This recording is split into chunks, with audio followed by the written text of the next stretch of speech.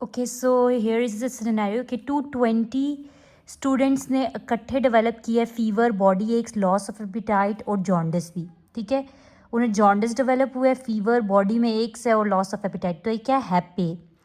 ठीक है, एक बंदे ने छोले खाए हैं, चिक पीस, ठीक है, और रोड साइड से, और अब उसे कौन सा हेपेटाइटिस डेवलप हुआ है? Hepatitis A.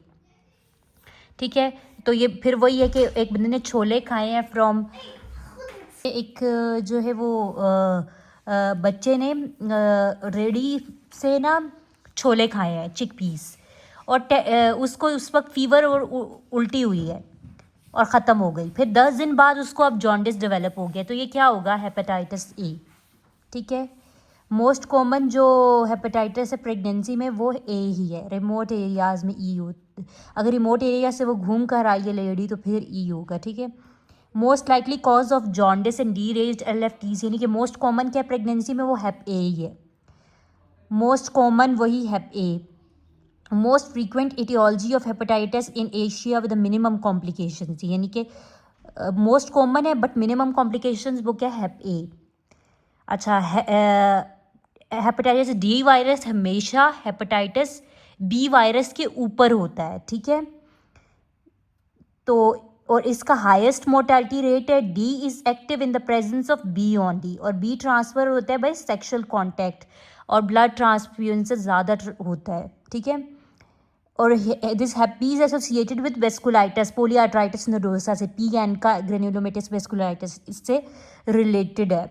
ठीक है, वायरल हेपेटाइटिस है एक बंदे को, और वेस्कुलाइटिस भी है, ऑटो इम्यून रिलेशन। ठीक है, and also there was one auto antibody which hepatitis virus will be this. तो सिंपली वेस्कुलाइटिस और हेपेटाइटिस, तो it's hepatitis B virus. Hepatitis B virus के लिए ALT चेक करना है, serum glutamate pyruvate transaminase, SGPT, ये ALT। ठीक है, एक ही बात है। Best monitor hep B C दोनों में ALT है।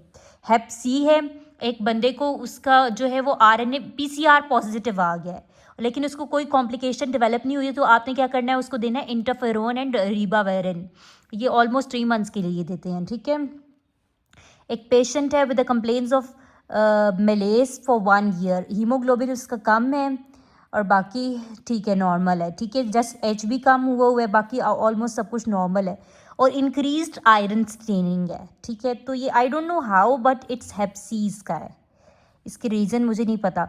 अच्छा, ये जो है hep C is related to lichen planus, वो बताया हुआ है उसने कि वॉयलेशियस नोड्यूल्स हैं शिन्स पर, और बकल म्यूकोसा में एक लेसी बकल लीजन्स हैं, यानी कि लाइकन प्लेनस है।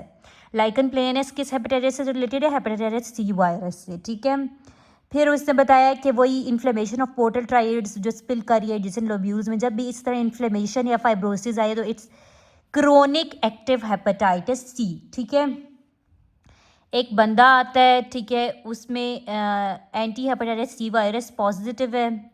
नेक्स्ट स्टेप आपने बेसिकली उसमें एंटीबॉडीज़ पॉजिटिव है, तो नेक्स्ट हमने देखना है कि एक्टिव है वायरस या नहीं, तो हमने उसका PCR कराना है, PCR RNA। ठीक है, liver cirrhosis in adult mail जो है, अच्छा बेसिकली हेप सी जो है वो लिवर सिरोसिस कराता ज़्यादा, और हेप बी हिपेटोसेलुलर कार्सिनोमा, लेकिन पाकिस्तान में हेप सी ज़्यादा कॉमन है, तो हिपेटोसेलुलर कार्सिनोमा भी वही करा रहा है। ठीक है, पाकिस्तान में और यूरोप में।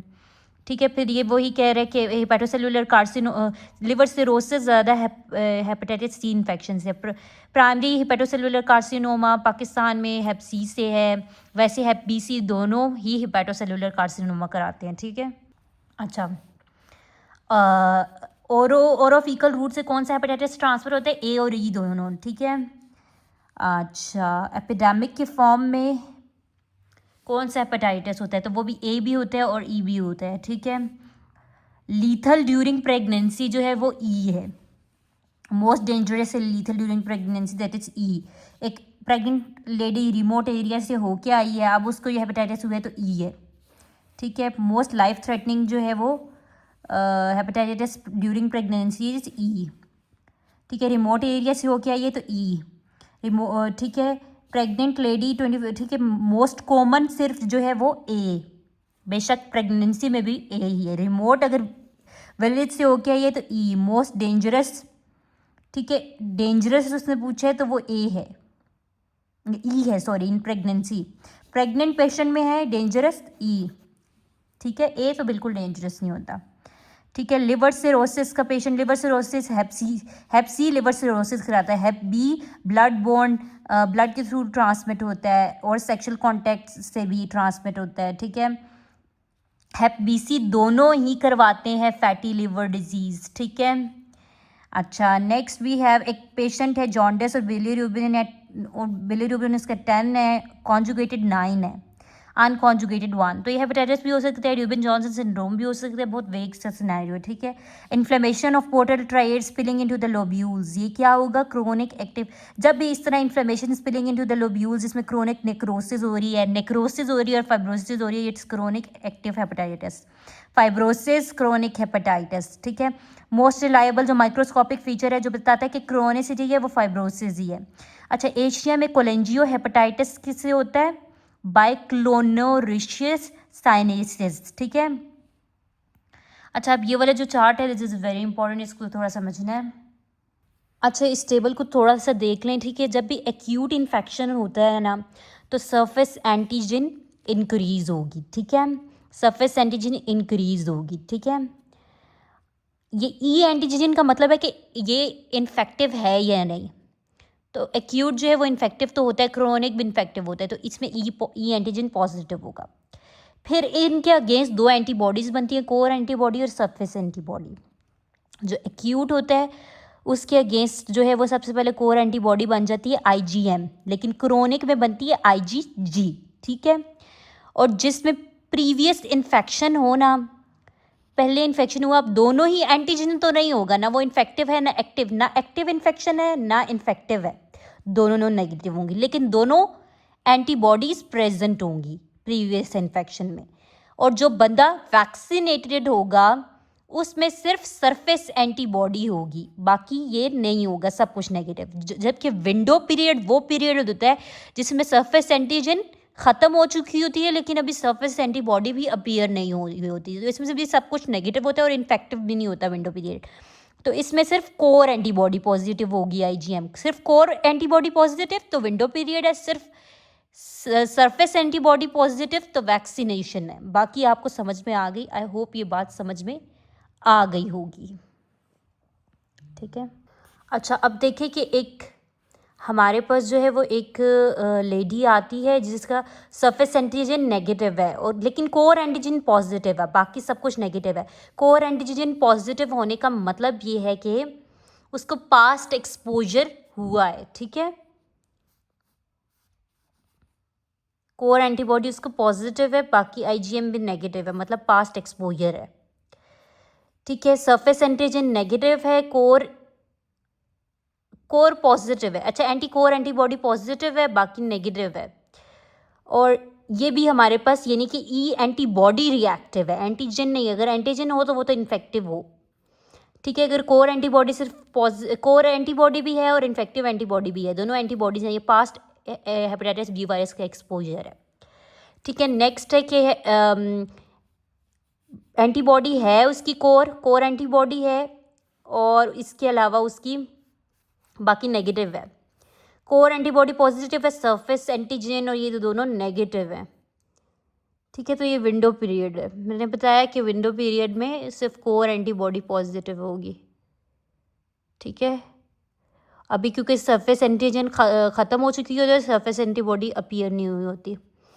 Then we have previous vaccination में हमारे पास जो है वो हेपेटाइटिस बी सिर्फ जो है वो सरफेस एंटीबॉडीज़ होती हैं, सिर्फ सरफेस एंटीबॉडीज़ हैं तो वैक्सीनेटेड है बंदा, सिर्फ कोर एंटीबॉडीज़ हैं तो विंडो पीरियड है, ठीक है।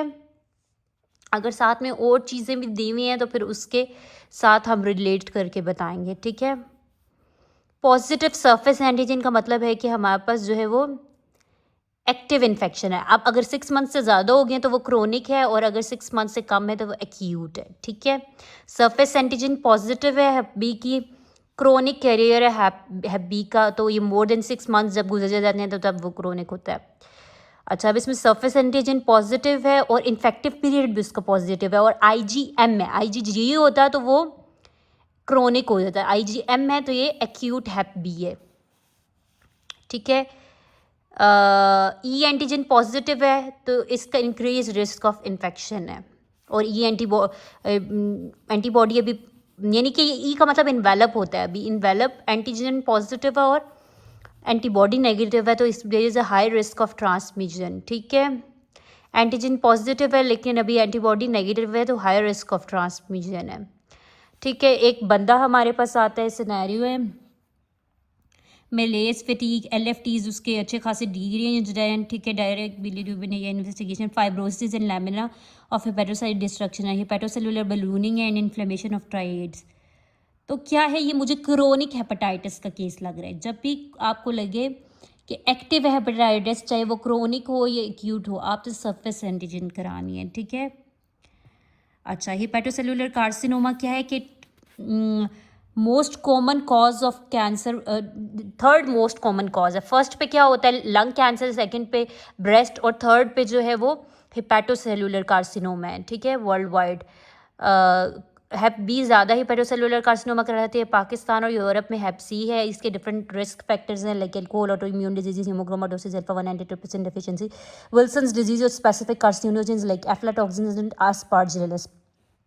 डायग्नोसिस कैसे होगी, अल्फा 1 फीटोप्रोटीन के लेवल्स हाई होंगी। अल्ट्रासाउंड या सिटी स्कैन, अल्ट्रासाउंड MRI पे देख सकते हो और बायोप्सी कंफर्म करेगी। ठीक है, अच्छा, अब हमारे पास क्या है, जो प्री डिस्पोजिंग फैक्टर है प्राइमरी हेपेटोसेलुलर कार्सिनोमा का, वो सी है।